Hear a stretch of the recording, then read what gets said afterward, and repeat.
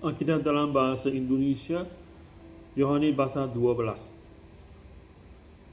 6 hari sebelum Paskah, Yesus datang ke Betania, tempat tinggal Lazarus yang dibangkitkan Yesus dari antara orang mati.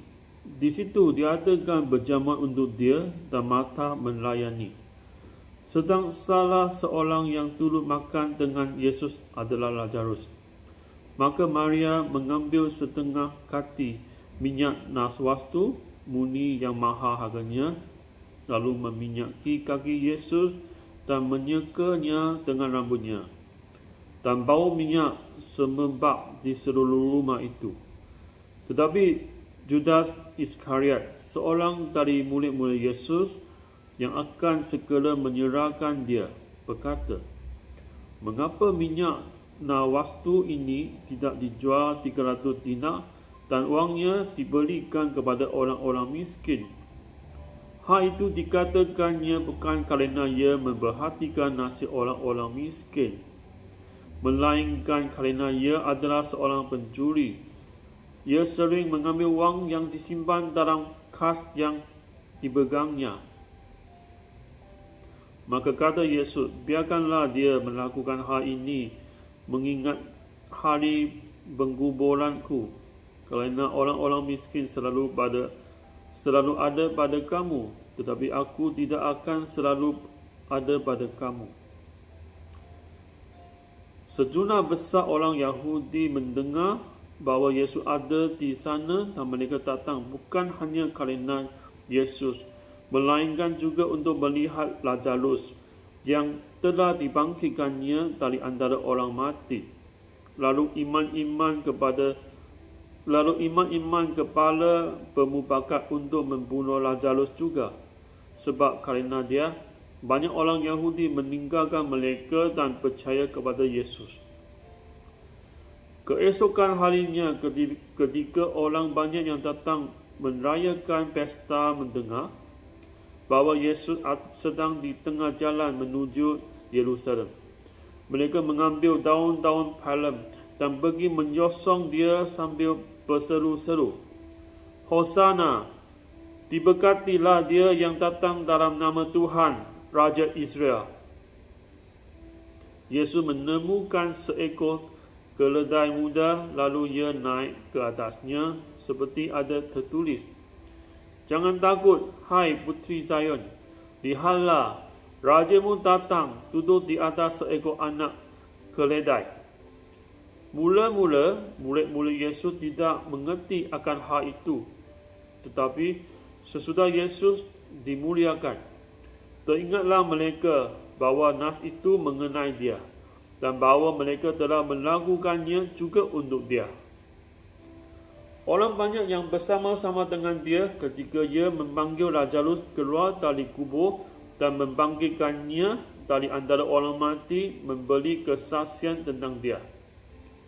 Sebab itu orang banyak itu pergi menyosong dia kerana mereka mendengar bahawa ia yang membuat mukjizat itu.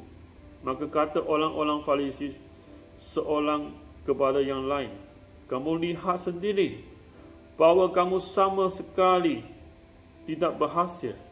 Lihatlah, seluruh dunia datang mengikut dia." Di antara mereka yang berangkat untuk beribadah pada hari raya itu, terdapat beberapa orang Yunani. Orang-orang itu pergi kepada Filipus yang berasal dari Bethsaida di Galilea, lalu berkata kepadanya, "Tuan, kami ingin bertemu dengan Yesus." Filipus pergi memberitahukannya kepada Andreas. Andreas dan Filipus menyampaikannya pula kepada Yesus. Tetapi Yesus menjawab mereka, katanya, "Telah tiba saatnya Anak Manusia dimuliakan. Aku berkata kepadamu, sesungguhnya jikalau biji kandung tidak jatuh ke dalam tanah dan mati, ia tetap satu biji saja. Tetapi jika ia mati, ia akan menghasilkan banyak buah. Barang siapa mencintai nyawanya, ia akan kehilangan nyawanya. Tetapi barang siapa tidak mencintai nyawanya di dunia ini, ia akan memeliharanya untuk hidup yang kekal. Barang siapa melayani aku, ia harus mengikut aku, dan di mana aku berlata, di situ pun pelayanku akan berlata. Barang siapa melayani aku, ia akan dihormati Bapa. Sekarang jiwaku terharu, dan apakah yang akan kukatakan? Bapa, selamatkanlah aku dari saa ini. Tidak, sebab untuk itulah aku datang ke dalam saa ini. Bapa, muliakanlah nama-Mu. Maka terdengarlah suara dari surga. Aku telah memuliakannya, dan aku akan memuliakannya lagi. Orang banyak yang berdiri di situ dan mendengarkannya berkata bahawa itu bunyi gundur.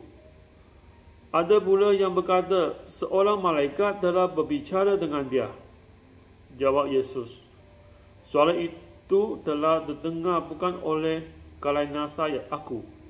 Suara itu telah terdengar bukan oleh kerana aku, melainkan untuk kerana kamu. Sekarang berlangsung penghakiman atas dunia ini. Sekarang juga penguasa dunia ini akan dilemparkan keluar. Dan apabila aku ditinggikan dari bumi, aku akan menarik semua orang datang kepadaku. Ini dikatakannya untuk menyatakan bagaimana caranya ia akan mati. Lalu jawab orang banyak itu, kami telah mendengar dari hukum Taurat bahawa Mesias tetap hidup selama-lamanya. Bagaimana mungkin engkau mengatakan bahawa anak manusia harus ditinggikan? Siapakah anak manusia itu? Kata Yesus kepada mereka, hanya sedikit waktu lagi terang ada di antara kamu. Selama terang itu ada padamu, percayalah kepadanya, supaya kegelapan jangan menguasai kamu. Barang siapa berjalan dalam kegelapan, ia tidak tahu ke mana ia pergi. Percayalah kepada terang itu. Selama terang itu ada padamu, supaya kamu menjadi anak-anak terang. Sesudah berkata demikian, Yesus pergi bersembunyi dari antara mereka. Dan meskipun Yesus mengatakan begitu banyak mukjizat di depan mata mereka, namun mereka tidak percaya kepadanya, supaya genaplah firman yang disampaikan oleh Nabi Yesaya. Tuhan, siapakah yang percaya kepada pemberitaan kami? Dan kepada siapakah tangan kekuasaan Tuhan dinyatakan? Kerana itu mereka tidak dapat percaya, sebab Yesaya telah berkata juga, ia telah membutakan mata dan mendegilkan hati mereka, supaya mereka jangan melihat dengan mata dan menangkap dengan hati, lalu berbalik sehingga aku menyembuhkan mereka. Hal ini dikatakan oleh Yesaya kerana ia telah melihat kemuliaannya dan telah berkata-kata tentang dia. Namun banyak juga di antara pemimpin yang percaya kepadanya, tetapi oleh kerana orang-orang Farisi, mereka tidak mengakuinya berterus terang, supaya mereka jangan dikucilkan, sebab mereka lebih suka akan kehormatan manusia daripada kehormatan Allah. Tetapi Yesus berseru katanya, barang siapa percaya kepadaku, ia bukan percaya kepadaku, tetapi kepada Dia yang telah mengutus aku. Dan barang siapa melihat aku, ia melihat Dia yang telah mengutus aku. Aku telah datang ke dalam dunia sebagai terang, supaya setiap orang yang percaya kepadaku jangan tinggal di dalam kegelapan.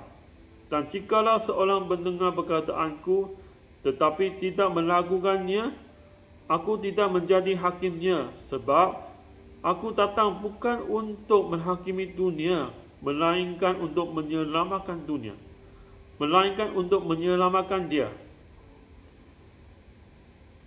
Barang siapa menolak aku dan tidak menerima perkataanku, ia sudah ada hakimnya, iaitu firman yang telah aku katakan. Itulah yang akan menjadi hakimnya pada akhir zaman. Sebab aku berkata-kata bukan dari diriku sendiri, tetapi Bapa yang mengutus aku, Dialah yang memerintahkan aku untuk mengatakan apa yang harus aku katakan dan aku sampaikan. Dan aku tahu bahawa perintahnya itu adalah hidup yang kekal. Jadi apa yang aku katakan, aku menyampaikannya sebagaimana yang difirmankan oleh Bapa kepadaku. Inilah firman Allah. Amin.